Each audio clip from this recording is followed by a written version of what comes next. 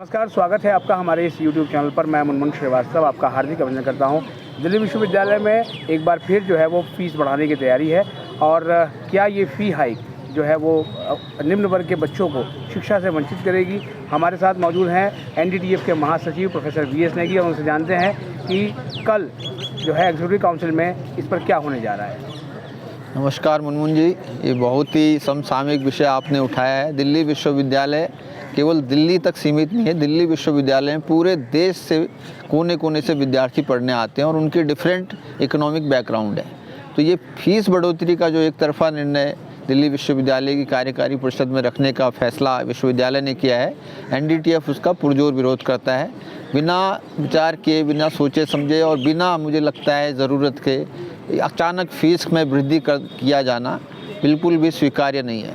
देखिए, दिल्ली विश्वविद्यालय में पढ़ने के लिए आने वाले छात्र बहुत समस्याओं से ग्रस्त होकर यहाँ पहुँचते हैं और बाहर से आने वाला छात्र जो है उसको यहाँ रहना, खाना, इस तरह की और अब पढ़ाई, किताबें, इस तरह की बहुत सारी चीज़ों का सामना करना पड़ता है और उसको इस चीज़ का एहसास भी नहीं होता कि यहाँ खर्चा कितना उसका लगने वाला है। ऐसे में शुरुआत में ही उसको फ़ीस बढ़ाकर डरा देना मतलब उसको एडमिशन लेने से पहले ही रोकने का एक मुझे लगता कारण बन सकता है।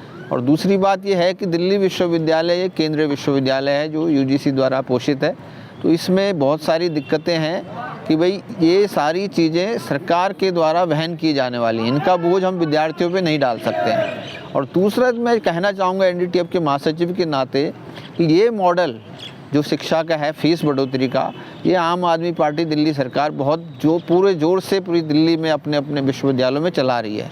हम इसका विरोध वहाँ भी कर रहे हैं और यहाँ भी करेंगे।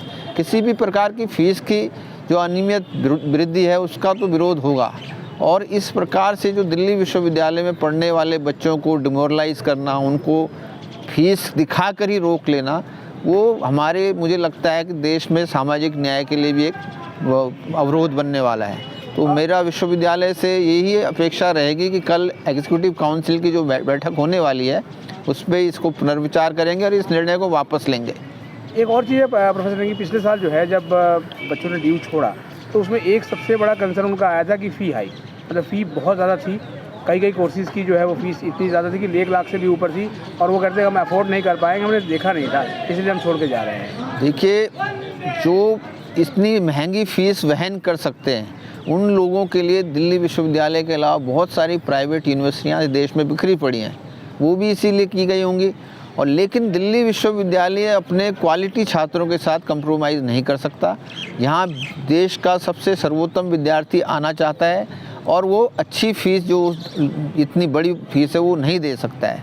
तो हम फ़ीस बढ़ाकर उन लोगों को ही आमंत्रित करेंगे जो क्वालिटी से थोड़ा सा इतर हैं, लेकिन क्वालिटी विद्यार्थी इस अपनी जो दिल्ली विश्वविद्यालय की अपनी ट्रेडिशनल परंपरागत फ़ीस रही है उस फ़ीस के स्लॉट को देखकर ही यहाँ आता है। तो क्या आपको लगता है कि जो दिल्ली विश्वविद्यालय है वो अब प्राइवेट संस्थानों की राह पर चल पड़ा है? बिल्कुल, इसमें मुझे कोई दो राय नहीं लगती, क्योंकि ये मॉडल जिसका हम दिल्ली सरकार के स्तर पर विरोध कर रहे हैं उसको किसी भी तरह से दिल्ली विश्वविद्यालय में उसका कोई भी प्रारूप लाना, उसका विरोध किया जाएगा और मुझे लगता है कि विश्वविद्यालय इसको पुनर्विचार करेगा।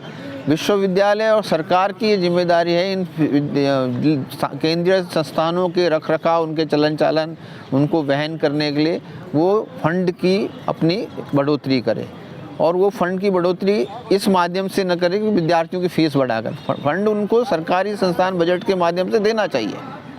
पिछले साल सर जो है वो दिल्ली विश्वविद्यालय में लगभग 6000 के आसपास सीटें खाली रह गई थी, तो अगर ये फ़ीस वृद्धि वापस नहीं ली जाती है तो आपको लगता है कि इस साल फिर कहीं ना कहीं संख्या पर असर पड़ सकता है? बिल्कुल, संख्या पर असर पड़ सकता है और धीरे धीरे दिल्ली विश्वविद्यालय की जो एक ग्लैमर होता है बच्चों के पढ़ने के आने का, जो बच्चों में रुचि होती है और जो यहाँ का आकर्षण है वो धीरे धीरे कम होगा।